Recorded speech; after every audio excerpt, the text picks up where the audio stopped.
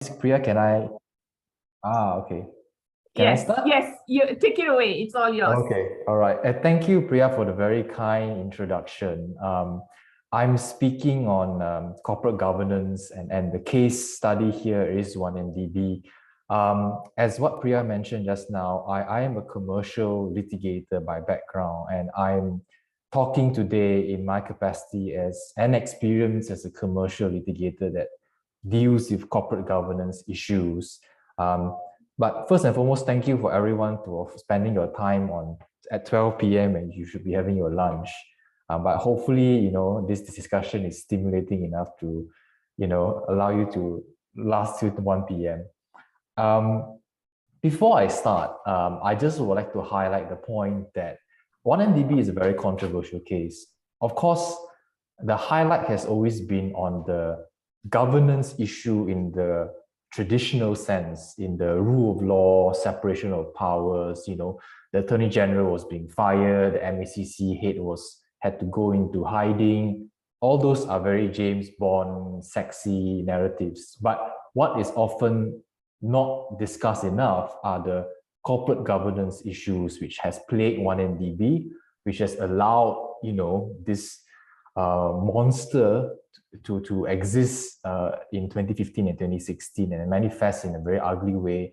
And it took, close to 10 years to reach that point. And there were many failures in between. And that's what we're going to go through today.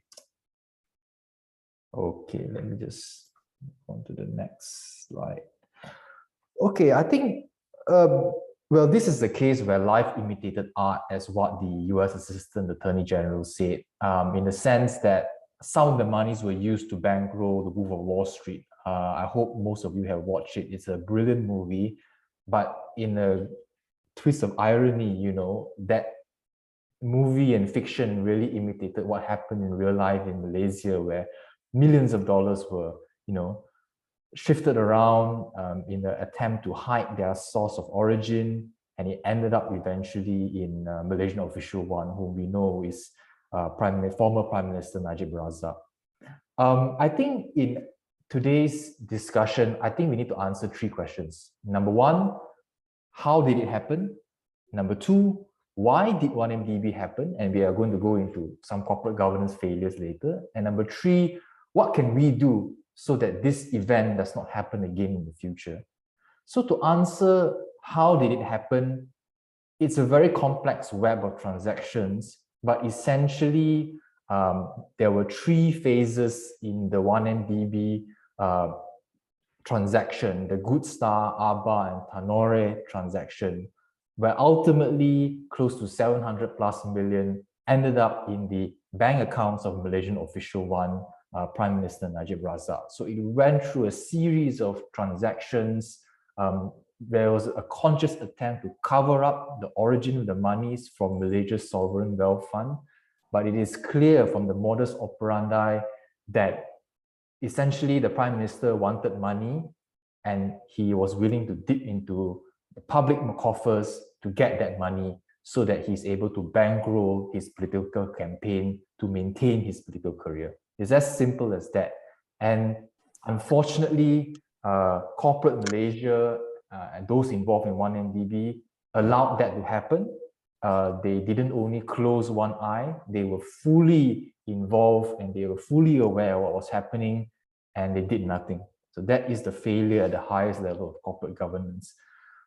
In today's discussion, I suppose when we talk about corporate governance, the traditional sources and documents that we rely on could be varied. Sometimes we look at the OECD guidelines of corporate governance, but in Malaysia specifically, I tend to look at the Companies Act, the Securities Commission Malaysia Code of Corporate Governance, and for public listed companies, Bursa Malaysia also has its Code of Corporate Governance.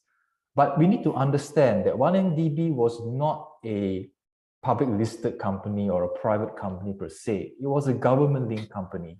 And in this regard, the Malaysian government did publish what they call a Green Book in 2006, which was supposed to be a guideline on how GLCs are supposed to operate, the kind of best practices in corporate governance that they are supposed to adhere to. And that was supposed to be the guideline in which all GLCs operated. But as we can see later, even that was not followed. I would just like to mention that the Green Book, because it was published in 2006, certain provisions there may not be up to date as compared to the Malaysian Code on Corporate Governance.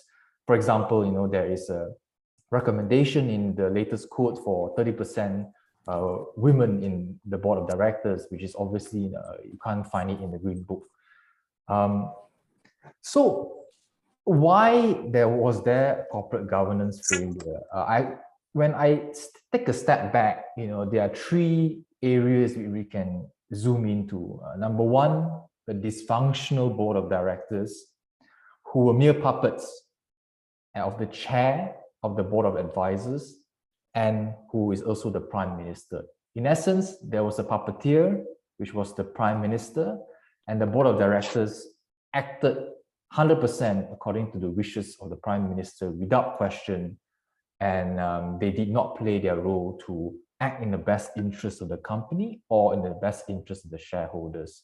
And of course, you can also look at non-existent risk management systems, where a business model is entirely reliant on debt, which ultimately collapse.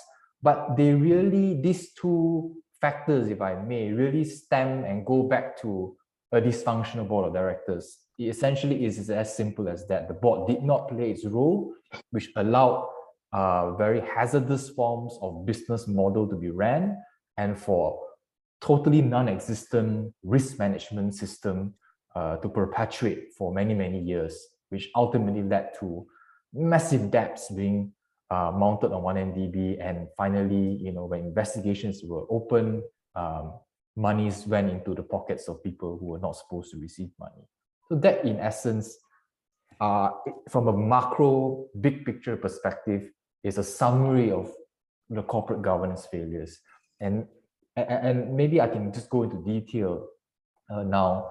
Before I move on, I would just like to mention that, maybe we can have a Q&A later after the presentation, but I also don't mind if there are any cropping questions that may arise throughout my presentation. I'll be happy to answer those questions.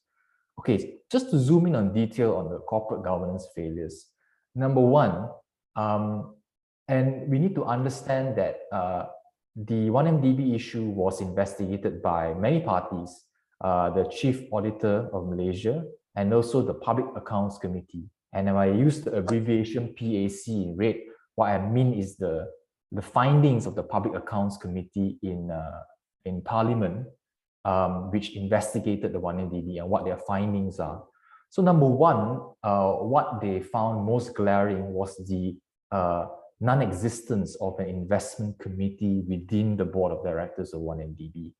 Now, if you look at traditional corporate governance modules, an investment committee may not really be, one of the primary committees that exist in any board.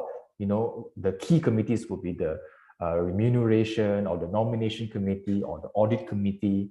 But you need to take a step back, and this is the lesson for corporate governance. You need to look at the nature of the business of a particular company in ascertaining what kind of committees are relevant.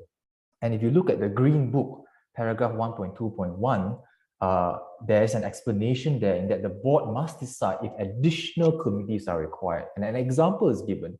If the boards of large companies whose main activities is for procurement, then it's beneficial to have a tender committee. If you are a very large and complex conglomerate, then you probably should have a strategic planning committee that would streamline all the businesses, which are, operating very, very different nature of business that they're conducting. You need to streamline them to a strategic plan. So in the case of 1MDB, it is first and foremost supposed to function as a sovereign investment arm of the government, in that it invests in strategic projects for the long-term future of Malaysia, not dissimilar to EPF or Khazanah, but somehow 1MDB was formed, and the unique thing about 1MDB is that it is not one of the companies which were directly a subsidiary or supervised by the Ministry of Finance Incorporated. if you look at Malaysian GLCs, most of this kind of companies which has investment business-related activities would come under the purview of MOF.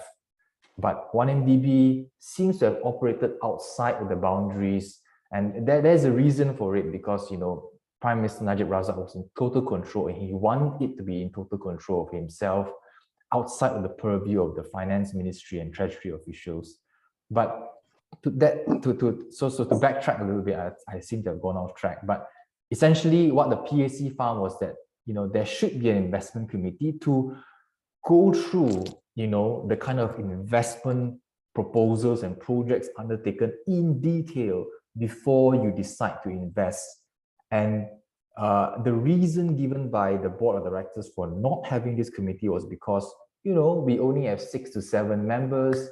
It's so small, we don't really need an investment committee. But that is perhaps the wrong way to approach it, in the sense that because investment is the core business, there ought to be a special committee comprised of people who are really trained to supervise and monitor the management on how they manage the investment. So that is one flaw.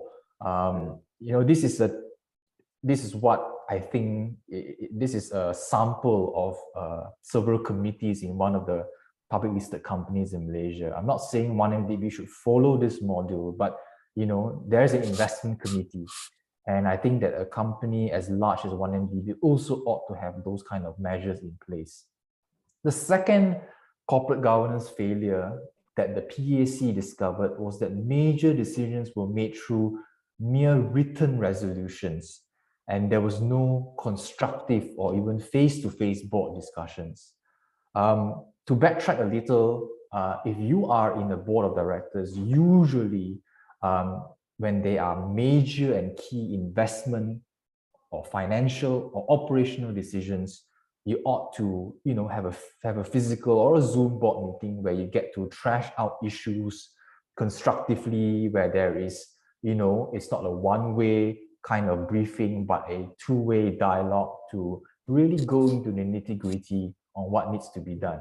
No doubt there are circumstances where, for example, urgent decisions need to be made, and it could be made through a written resolution circulated through email. That is fine. But if the way you operate is mostly governed by mere written resolutions where the board does not meet up, then there is a red flag already. And what the PAC found was that, in billions of dollars of investment were not made constructively, were authorized through mere written resolutions. And what the Green Book said is that, the board is expected to challenge management in a supportive and constructive manner. They're expected to do that. So that is the responsibility of the board, to not take the management's proposal at face value and to not take it for granted, and to look at it in the more detail so that constructive, productive, and effective, and I dare say probing questions ought to be asked. What happened here is that the management merely circulated a written proposal, and it was approved without much constructive dialogue. The third corporate governance failure is that board papers are unclear and lacking in detail. And one of the examples that the PAC found was that there were lacking of details on what is the nature of the project that the management seeks to obtain the board's approval for investment, to the point where the background of the joint venture partner, the cost of the project, the duration of the project was missing from the papers that are presented from the board. And the fact that there are 4 different companies which have registered under the name Petro Saudi, which could lead to confusion, that was not clarified. There were clauses in the joint venture agreements which were disadvantageous to 1MDB, which were not brought to the board's attention. So, that coupled with the practice of the board, which seems to approve things in a very blasé fashion through mere written proposals, definitely contributed to a massive failure in corporate governance. So what the Green Book recommends is that papers, that are prepared by management should be set up logically. It must contain synthesized information. Of course, as the board, you don't expect to get 50 pages of, details of the project. That's not how the board operates. They operate in a very strategic fashion. Having said that, you need to make sure that the information is concise and it's synthesized enough so that the key information is still available in a 2 to 3 page document even. And you shouldn't leave out, material information that the board ought to know. And it should have pertinent critical analysis. There should be, options, on how to approach a project, or, what kind of risk management practices that are going to be proposed by the board. If the investment is risky in some sense, what are the measures that you're going to take into account if something happens? So those are the things, the key issues, the rationale, the risks in particular must be identified. The Green Book even goes to the extent that the background of your competitors in the specific market segment, industry trends also ought to be presented to the board so that a very comprehensive decision is being reached. So that was also lacking in 1MDB. And I mean, that is the expectation that GLCs are supposed to perform. And that was not adhered to by 1MDB. I think this is an example of a board paper in the Green Book that we can find. There has to be a topic, there has to be an action required, who submitted it, who reviewed it, what is the objective of this particular board paper, what are the risks and challenges that are being identified by the management and highlighted to the board, the context, the implementation plan, what are the other options considered, instead of having option A only, there should be option B and C. So this is no doubt an example of a summary of a board paper, but it is something that should have, appeared throughout the many, many multiverse volumes of board paper that 1MDB has. But what the PAC found was that, it is severely lacking in this kind of details that is expected to be presented to the board. The fourth corporate governance failure is that the board failed to monitor the management, and the management in turn made key decisions which were contrary to and made without the board's approval. The PAC findings went into great detail on this. There were tens and tens of decisions taken by management which did not have board approval or went contrary, in fact, to the board's decision. And some of the glaring examples was, for example, the 1MDB and PetroSaudi went into a joint venture, and that company was registered at 8 days before the board's approval was obtained. So it is already very clear what the ultimate goal. I mean, the decision was already made before the board's approval. It's as simple as that. So the board was merely a rubber stamp towards the decision of the management. The second example is that the CEO had signed documents to convert Murhaba notes to a specific PetroSaudi entity 19 days before the board's approval. Again, a decision was already made by management, and the board was merely a rubber stamp later on. Board's approval not obtained for payment of 700 million USD to a PetroSaudi linked company.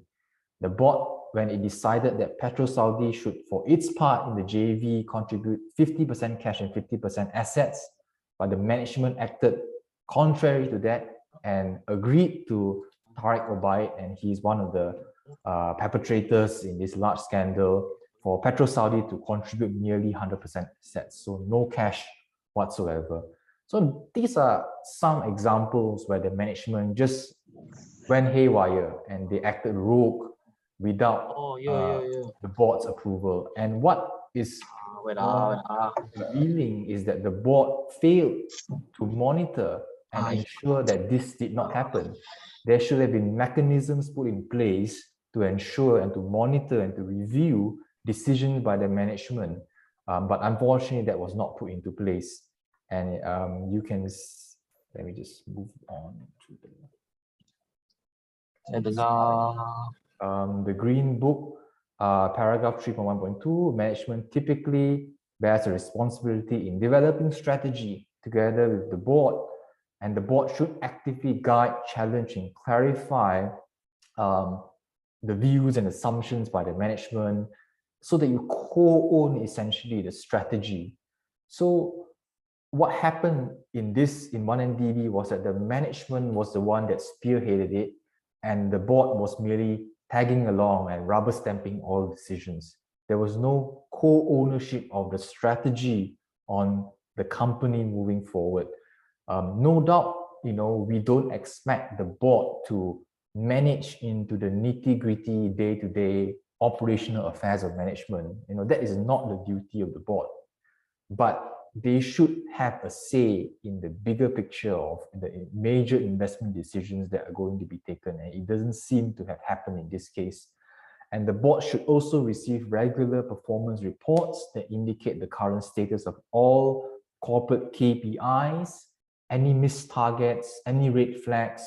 The board should actively receive or investigate on these type of matters. Any kind of outperformance ought to be highlighted and sustained and to be dealt with. And outperformance, I suppose, means decisions which are taken contrary to the board or without the board's approval. And for the board to be blindsided in this manner is really, the fault of no doubt the management also, but the board for failing to exercise very basic due diligence responsibilities. The other interesting thing about 1MDB is that, there was a glaring lack of diversity in the board, and you can see their composition. I mean, the composition changes according to the years, but by and large, these are the key figures. And as you can see, they are often men.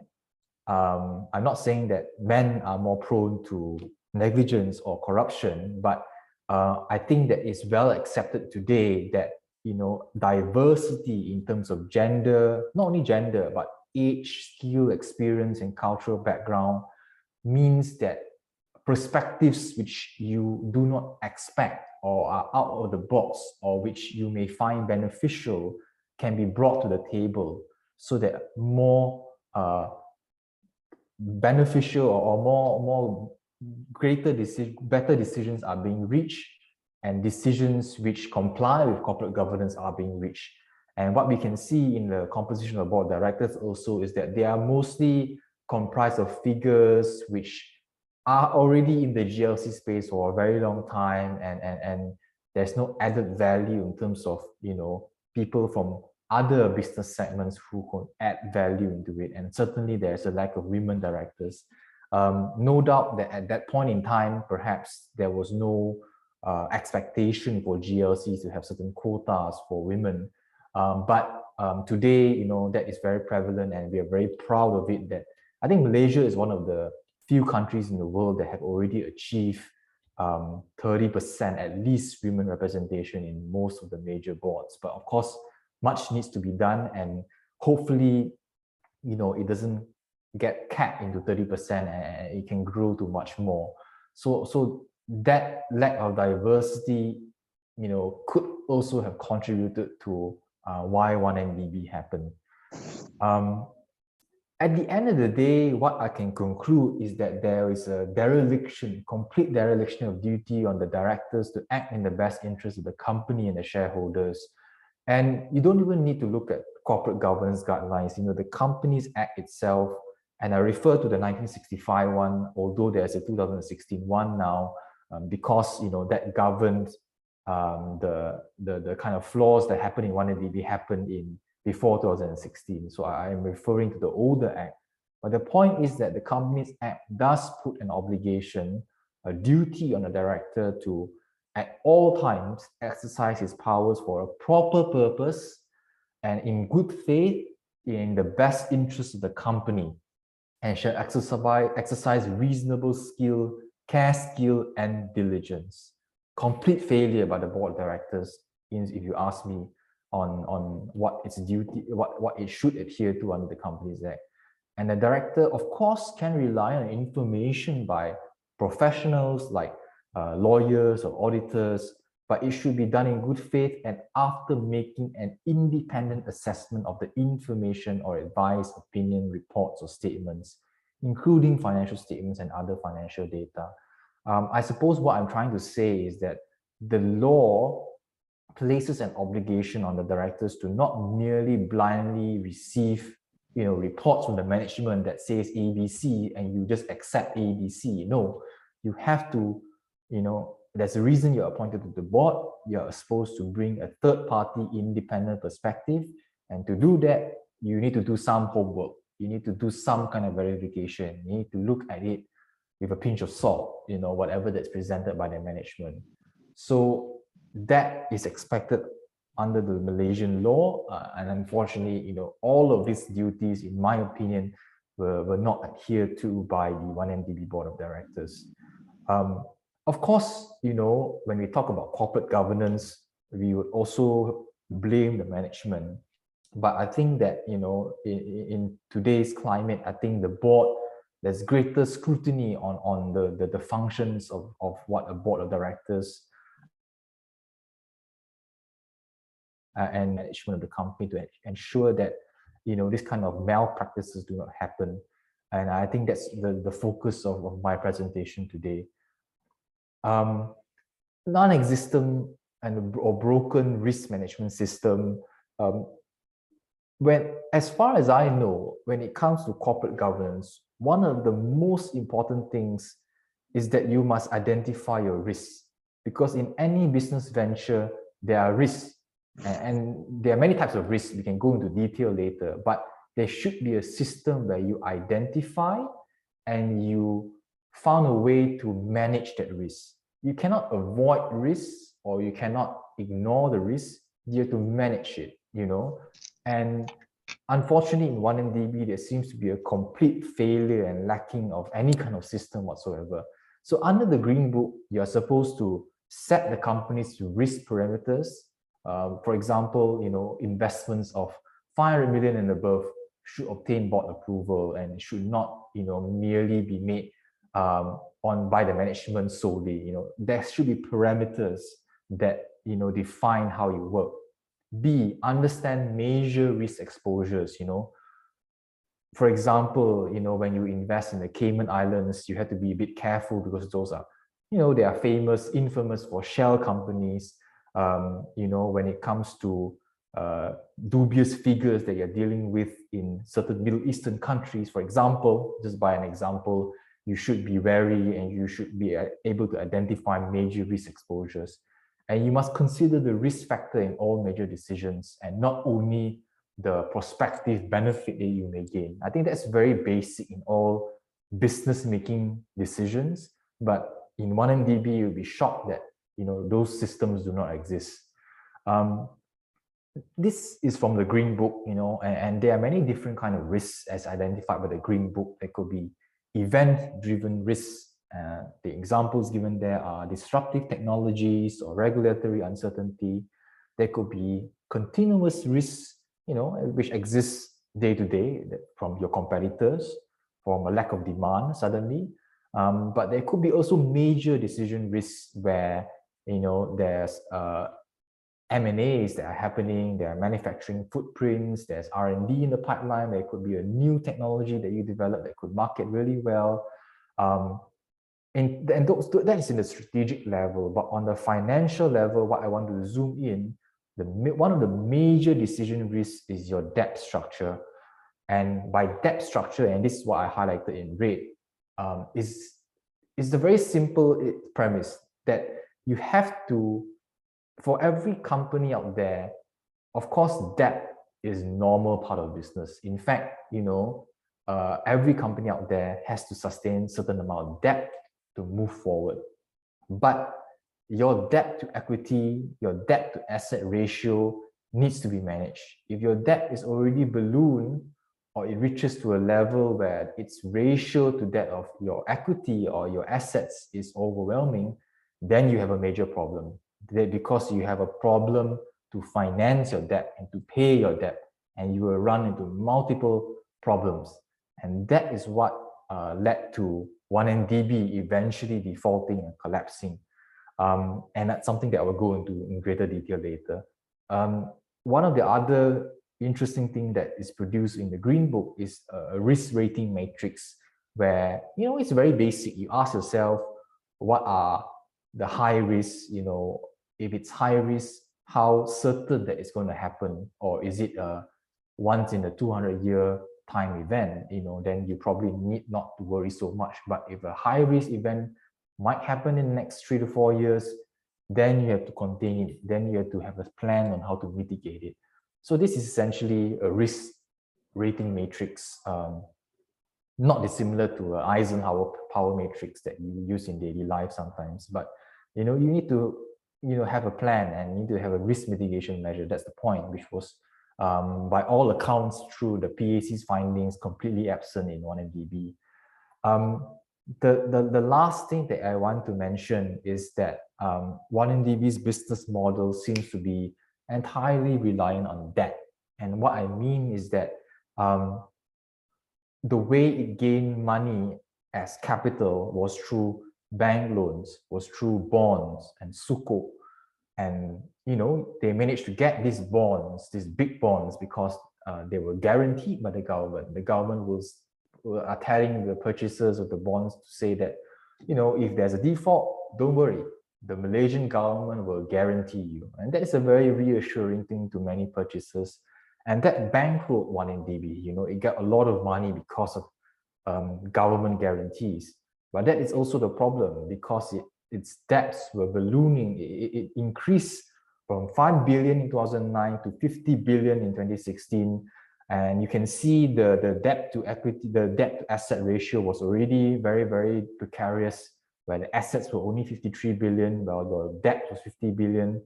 And the interest towards servicing those debts itself was 3 billion plus on an annual basis.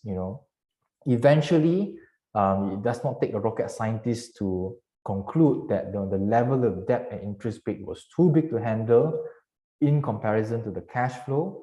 And 1MDB had to rely on refinancing to pay off its mature debts and to take on new debts to pay the annual interest of its debts. So it's like a pyramid scheme where you get more debts to finance your debts, and it will reach a point where it's completely unsustainable and it will break down, and it has broken down today. And as a consequence, the Malaysian taxpayer had to pay billions of ringgit every year just to finance the interest of the 1MDB debt alone.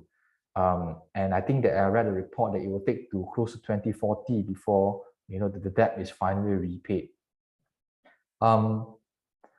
So we have discussed how it happened and why it happened. So what are the measures moving forward? What do we do to make sure that it doesn't happen again? And these are some of the PAC recommendations. They are not exhaustive, of course. 1MDB has to, number one, adhere strictly to the Green and the Blue Book, which are the corporate guidelines for GLCs. You cannot have this business model that's entirely driven by debt. The board of advisors, and what is unique and perhaps something that I should have explained earlier, is that the way 1MDB is structured is that you have your management headed by your CEO, you have the board of directors, but over and above, you have also the board of advisors. And the chair of the board of advisors is the Prime Minister then, Najib Razak. And the Treasury General was also there. Certain the Petronas chairman was also there, for example. So this board of advisors, by all accounts, exercise a disproportionate influence on how the company was run. And the board of directors seems to have played third fiddle in the entire process. And that's why the PAC recommended for this kind of structure to be completely abolished. You don't need a board of advisors, and any reference to the Prime Minister should be replaced with the Minister of Finance. The logic behind that is that it should be the decision making should be distributed to the Finance Minister and not the Prime Minister alone. The problem in Malaysia then was that the Prime Minister was also the Finance Minister, and that is very problematic. And that is perhaps why, Pakatan Harapan in their manifesto ensured that, the Prime Minister cannot also become the Finance Minister. There's too much avenues for abuse of power and corruption if that's the case. Number 4, subsidiaries of 1MDB, the well-known ones are TRX and Bada Malaysia, should be transferred to and supervised by MOF Inc. Like I said earlier, 1MDB seems to have operated in a complete vacuum without supervision by MOF, Minister of Finance. So what the PAC recommended is that the MOF should have some monitoring and supervision on 1MDB moving forward. And of course, ex-CEO Dato' Sharul Azral should be investigated and held responsible for this kind of malpractices. Of course, what the PAC did not do at that point in time was also to recommend action to be taken against the Prime Minister, the Board of Directors itself for at the very least, gross negligence and dereliction of duties, breach of fiduciary duties, and etc.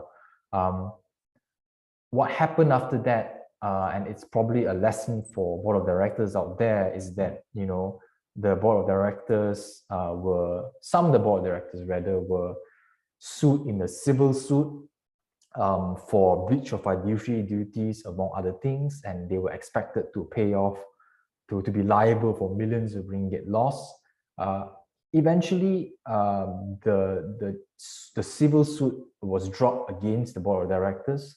The reason was not disclosed as to how as far as I'm concerned, but I think that the agreement and deal struck was that if this Board of Directors gave testimony beneficial to the prosecution in the criminal case against Najib Razak and several other perpetrators, that they will not be charged in the criminal suit, and they will also not face any suits in the civil courts.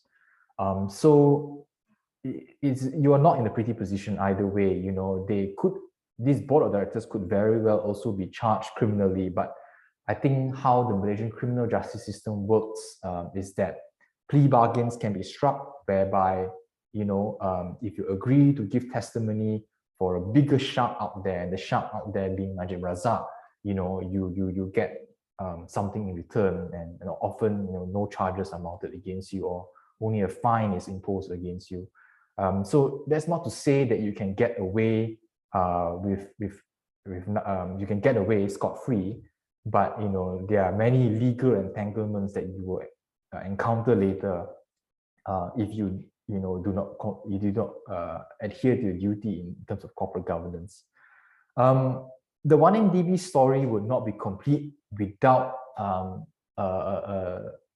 in-depth discussion on the other bodies that are investigating 1MDB.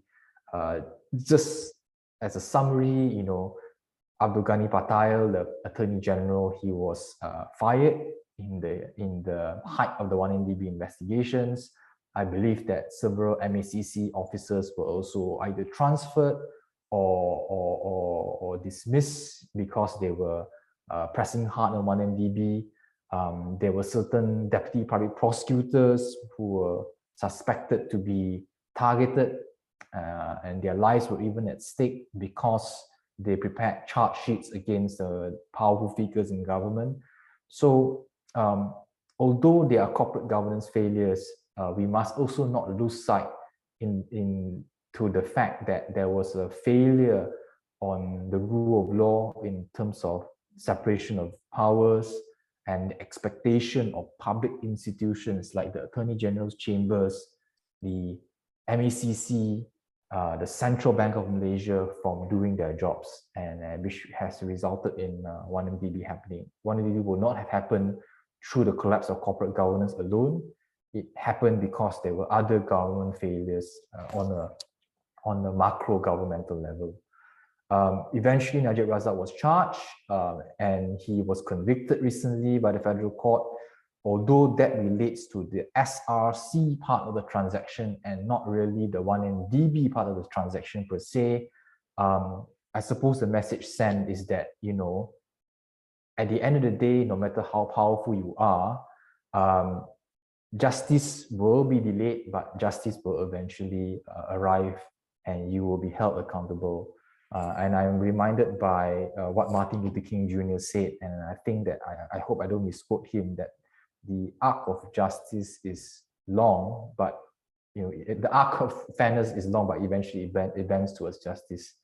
Yeah, so thank you. If there are any questions out there, I'm happy to take them. But yeah, so that is my presentation. Thank you. Thank you, Wajid. That was so interesting and very thorough. And I think we have all benefited greatly, me included, in such a comprehensive presentation. Thank you very much. My pleasure. Yeah, let me open it up to my students and see whether they have any questions. Derek says, is the written resolution that you spoke about earlier, is it similar to an ordinary resolution or a special resolution? I think an ordinary resolution, if you look at company law terms, I think the point being that there has to be decisions ought not to be made through written resolutions and through emails and approving it, without meeting and having face-to-face constructive dialogues. So that is the point that I was trying to make. Yeah, because the other resolutions, there are procedures, there is voting that takes place, and it takes place during meetings. So the is it like, do they meet up like during like general meetings and like, or annual meetings or special meetings, depending on like the gravity of the situation or decision? Is it just that the the written the resolution that you said, that's more of like just a simple like message and just say like, should we take this as like just a show of hands, and just like, okay, that it doesn't have like any like proper debates or procedures in terms of decision, or is there? That's what you were saying, right? Yeah, that's what I was saying. I think that when it comes to annual general meetings, I think those are meetings between the shareholders of the company, if I'm not mistaken. So that may take once a year, or there may be an EGM for a very important matter, and that can take, in the middle of the year. But what I mean are board meetings, which can take place every month, and those key strategic decisions by the management, before they are made, they are often brought up to the board of directors.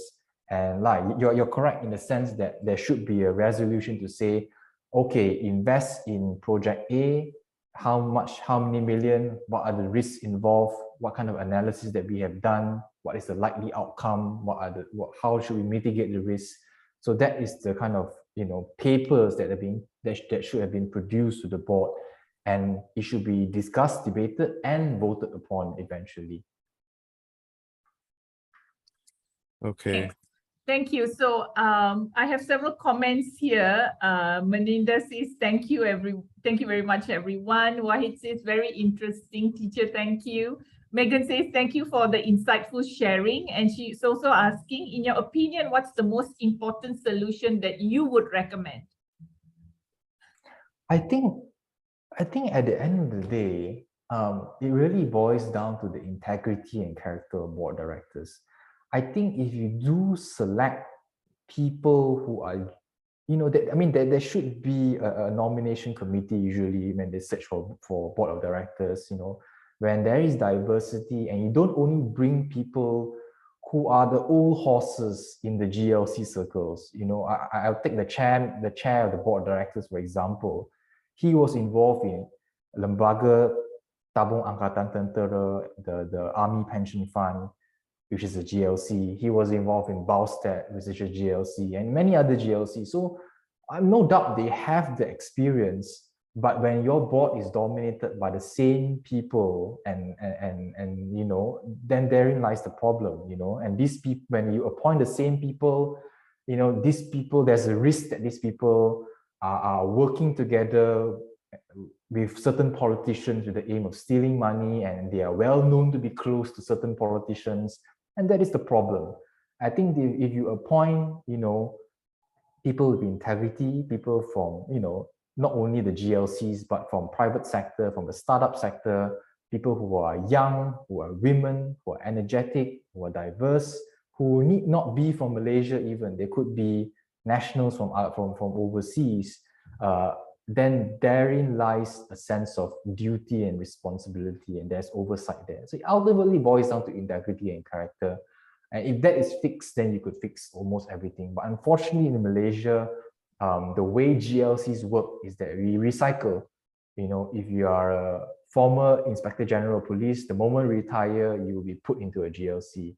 If you are the former Treasury General in the Ministry of Finance, if you retire, you will be put into Petronas as a chair. So you recycle the same old figures, and the same old figures are unfortunately, because they work in positions of power for so long, they get so close to people in power, and they may already have nefarious motives, and we appoint them to a company that's loaded with cash. Then the logical conclusion is that something will go wrong eventually, and that's the problem with corporate Malaysia. And I think you may need to read Professor Terence Gomez's books, and he's written extensively on GLCs and how it should be reformed. And I don't want to go into detail, but that in essence is what's the problem here.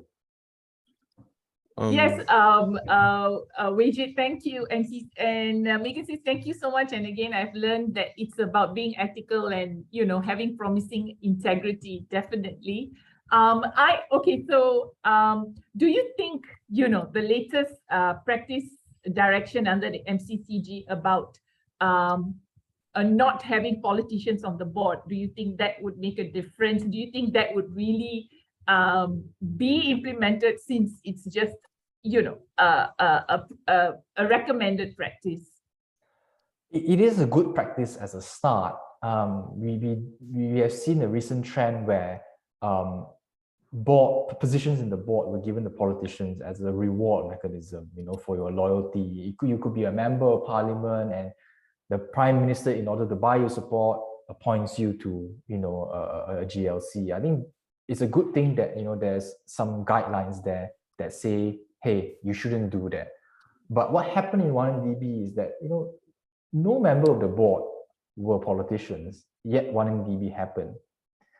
Because what happened was that, the board was completely subservient to the chair of the board of advisors. So there was a board of advisors, and Prime Minister was there. And the problem is, unfortunately, it goes beyond the scope of corporate governance, in that when there's a Prime Minister, you are, for lack of a better word, afraid of him. You're afraid of the consequences if you do not obey him, that they may be criminal or civil kind of consequences.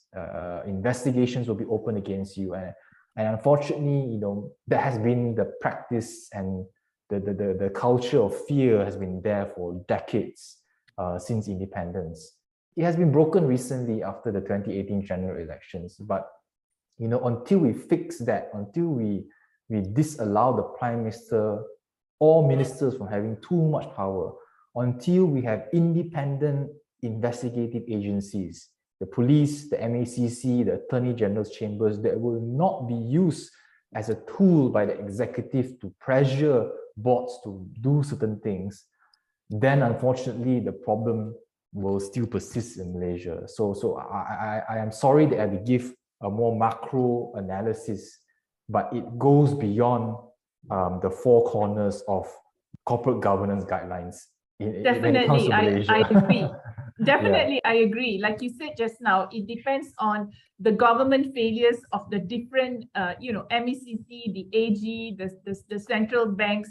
It's all connected, and the pressure that came from there, it's all from one person or one man as an institution. Is just unbelievable. They say power corrupts. Absolute power corrupts absolutely. Yeah. Yeah, I mean, unfortunately, in Malaysia, the Prime Minister is too powerful.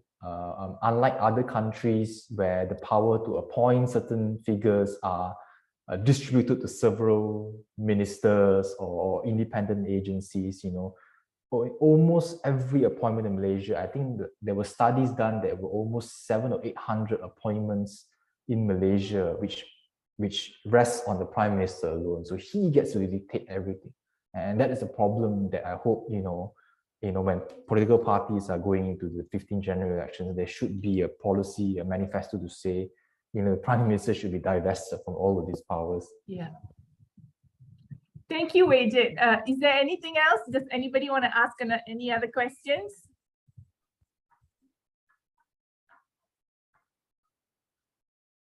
Okay, I think it was really good. So, my assessment is somehow connected to this because there are just so many issues, and I'm really thankful that you I'm sure to give this talk, Wajid. Thank you very much. Thank you very much. Do you think we could take a group picture? Oh, we should. Yes. Okay, you could stop sharing. All right. I will stop sharing. All right, would everybody mind switching on your cameras?